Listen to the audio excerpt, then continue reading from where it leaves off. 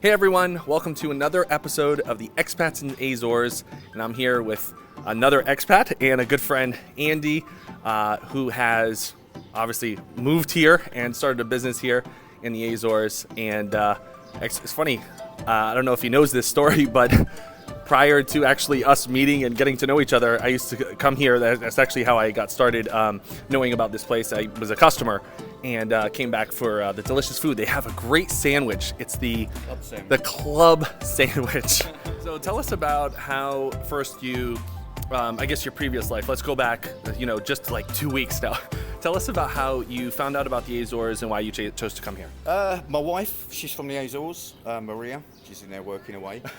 We were coming here on holidays to visit her family because her entire family live here. And we both used to live in a school for performing arts in the UK. I was a custodian of the school. Okay. And Maria was, she worked in a restaurant down the road. Yeah. So we had a really nice, secure, comfortable life. Okay. And then we just decided to sell everything up and move here. And where were you living though? In Hertfordshire, a place called Hertfordshire, in the UK. In the UK, okay. And it's a little village called Tring. Okay. And the school was Tring Park School for the Performing Arts. Oh wow. No, what kind of performances were you doing? No, I was a custodian for the school. I looked after the school, and I looked after all the big events and set everything up, etc. All right. And I used to teach magic. I was a magic teacher at the school. Oh, I just found out, by the way, today, Andy was a boxer. And I had a boxing club. In a boxing club and a school, and 19-1? 19-1. I'm not gonna mess with this guy, so be careful you don't come here and throw a few punches at Andy. So how did you and your wife meet? Like, how did that happen? We actually met on the internet. Oh my gosh! Yeah. We've both been married in the past. Okay. And we've met on the internet, and it's a great way to meet people if you haven't got time to go out and meet people. Right, yeah. And it went from there, and sort of 5-6 years later, we were together, and then here. Wow. Actually, there's another series that we did with Remy and her husband. They actually met on a dating app as well. Yeah. So that's pretty cool. So you guys met, and then was she already in the UK? Yeah, she moved to the UK. She left the Azores when she was 22. Okay. Back then, there was nothing here. Nothing. There was no tourism. There was, it was a real simple, basic life back then. Yeah. And I think a lot of the youngsters back in them days, they wanted to see more of the world, and they wanted to broaden their horizons. Yeah. So she went from here to Canada. Okay. And then from Canada to the UK, where she lived for 30 years. Wow. Okay. And so she's probably more British than Azorean. Probably, right? That's a good point. Yeah.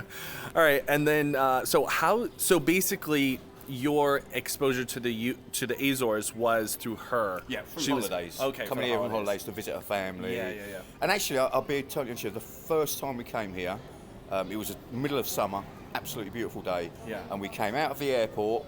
And obviously you come through the airport. Yeah. And as you come out of the airport doors, you look at the backdrop of the airport, and it's just beautiful. Flowers and everything is green. Yeah, that's so true. And driving to her parents' house, which is in San Antonio. Okay.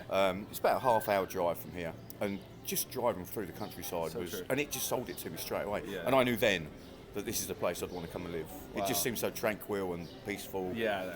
Yes, and that's so true. We just went for it. How many years ago was that? That was 2 years ago we moved here. Oh, wow. So I've been here 2 years now. Okay, it's only been 2 years? Only 2 years, yeah. Wow, it seems so much longer than that. I know. Oh my goodness. Yeah, so that's really interesting. There's a lot of people who have moved here recently, but I thought you were here longer than that. No, 2 years. Wow. So tell us about, when you first got here. I mean, you have such an extensive background in different industries per se. Why the restaurant? Well, we've both really come from the entertainment background. Yeah. And we both really enjoy being with people and seeing people and making people feel good as well. That's the way you can do that here. Yeah. I mean, people come here as customers and they all leave as friends. We're not a typical restaurant. We're a really close family restaurant. And people love coming here. Yeah. It's fantastic. And so we both put our different skills to use, and it's worked out really well. That's a good point you bring up, though.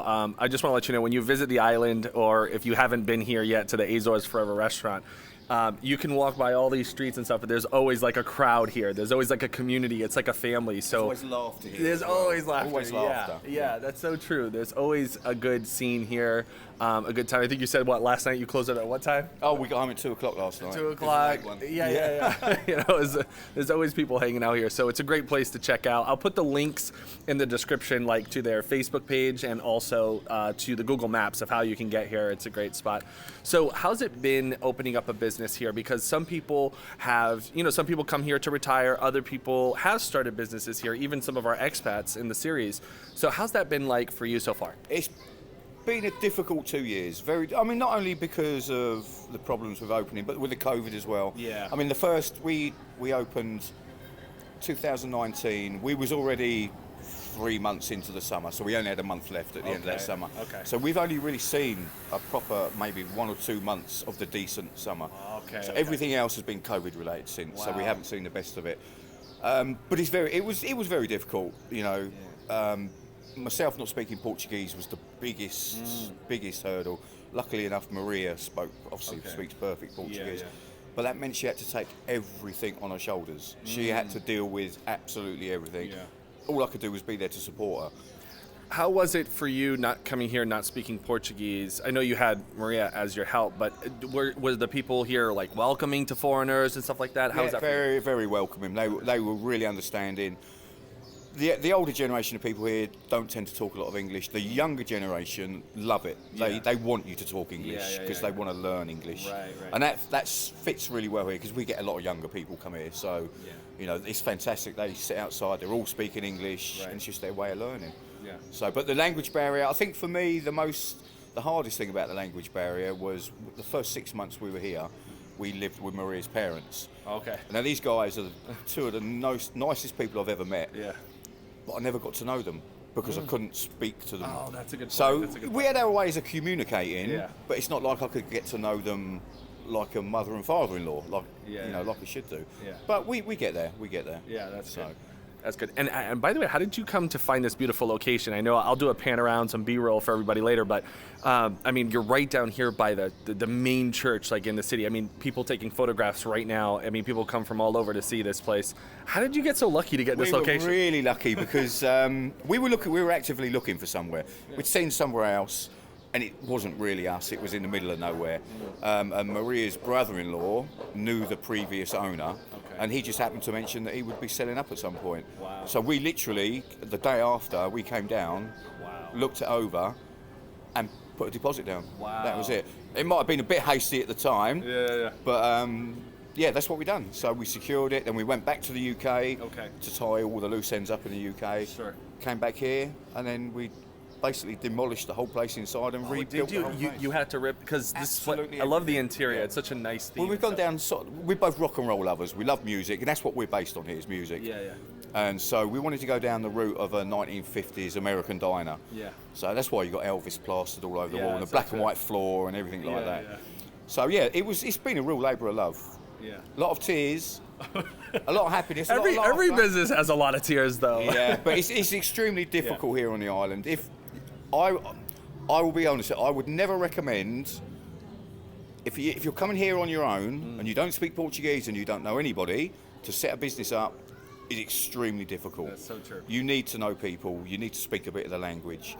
There's a lot of bureaucracy here as well. There's a lot of paperwork, and everything seems to take 4 times longer here as well. So true. But if you can get over those hurdles, Yeah. there's so many opportunities here. Yeah. That's a great point you bring up. If you're patient, you have to definitely be patient. Andy's being very realistic, even from my own experience. If you're going to set up a business here, expect things to take, no matter which country you're coming from, expect it to take about 3 to 4 times longer than wherever it is you're coming in from, because things here do move a lot slower. It has that island life appeal. But things do move very bureaucratic, a lot of paperwork and stamps that need signatures that need to get done. But again, if the island calls you and there's, we're just a few minutes away from so many beautiful sites. Oh, definitely. Let's just talk about that for a minute. What's been your favorite part about the island itself? My favourite part about that is going fishing in the lakes, in the volcano. Really? I mean, I'm a big fisherman, I love my fishing. Awesome. But to be able to sit in a volcano and fish, and also the fish that I catch there are exactly the same fish that are in the UK. Really? Which I find really strange because obviously the fish aren't native to here. Right. They've all been brought in at some point. Yeah. I can't list the beautiful places on the island. There's just so many of them, and you need to go out and discover them. I mean, we're here 16, 17 hours a day, so we don't get time. Sure. So I haven't even discovered 3/4 of the island yet. I've only seen very little of the island. The big sites. Yeah, but what I've seen, fantastic. Furnace, Setstad, absolutely stunning. I mean, Furnace, it just reminds me of how the planet would have been a million years ago, minus the dinosaurs. It's so prehistoric, and the volcanoes, it's a fantastic place, and the hot baths. Yeah. It is. I can say it's paradise. Yeah. If you're coming here as a retiree, and you've got a pension and you can look after yourself, it will be paradise for those people, definitely. Yeah. That's a great point you bring up. Definitely, I find that the majority of the people that do move here, if they're retiring or they want to start a small business or something that they keeps them active. And also we're seeing a lot of people for remote workers, a lot of people who are coming here, digital nomads who just can work from anywhere. So there's that ability too. And although since you started your business, any small business is going to take a lot of time to put into it, but there are some beautiful sites around the island that can definitely give you the satisfaction of the relaxation part of the island. Oh, it's stunning. I mean, I'm not sure if people know the layout of the UK. I mean, if I'm going to be talking to the expats from the UK, the ones that are hoping to come here, the only way I can describe the island is we have a place in the UK called the Lake District. And it's just basically a lovely green area full of lakes. Okay. And then we've got the Cornish coast down the south. On the south side, yeah. So if you was to wrap the Cornish coast around the Lake District, that is exactly what you've got here. Oh, wow. And the nature here is just amazing. Yeah. The food's pretty good as well. Yeah, tell us about the food. Since you're in the restaurant, The food's good. I mean, we haven't gone down the route of Azorean food. We've just gone with something completely different because you can go anywhere and get Azorean food, good Azorean food. Yeah. So we didn't want to be in that market. So we've gone down the route of we do fish and chips, English fish and chips. We do good burgers. We do chicken wings. We're not a restaurant. We're a snack bar. So we do good, easy, quick food to go, or to eat here. Yeah. But the food on the island, if you find the right restaurants and they put the love into the food, then it's fantastic.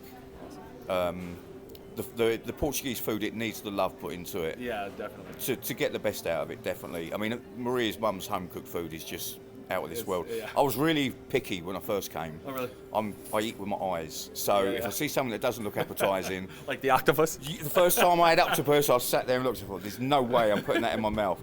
But I took a couple of bites and it was amazing. Isn't it? Yeah, absolutely amazing. Wow, So don't eat with your eyes. Yeah, that's so true. Try everything. You've got to try everything. There's some weird food here as well. That's true. But then you have to remember that a lot of the dishes here are so traditional. They've been eating them for hundreds of years. Yeah, that's so true. You know, poor regions, they've done what they had to do. Yeah. And they've just come up with these amazing dishes. That's so true. And they've just carried on doing it and doing it and doing it. And they haven't changed either. Right, yeah. They're all pretty the same. And I think the most interesting food on the island is the cozido. Oh, yeah, you like From it? Furnace, where you've got 8-foot holes in the ground, which are underneath the volcanic activity, so the heat coming through. You take a big pot of food there in the morning, everything, meat, vegetables, put it in, it cooks in the ground, and you go back in the evening, pick it up. Yeah. But the first time I had it, it was a bad experience because we took the lid off and the very first thing that came out was a big pig's ear. Oh no. And a pig's trotter, and that really was not my cup of tea. But I went through the whole pot and I found this piece of beef and it was the best beef I'd ever eaten. Really? Yeah. It was like cooked naturally. It was fantastic. That's awesome. Yeah, that is a great experience. Yeah, for a lot of people, that is a good experience.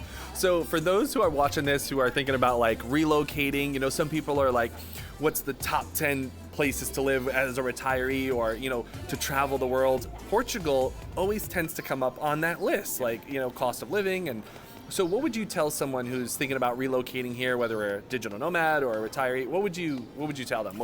Firstly, do your research. Definitely do your research before you come here.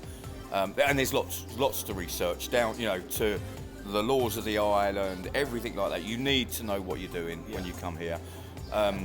But I do recommend people to come here simply for the fact that it's a very low crime country or autonomous region. Yeah.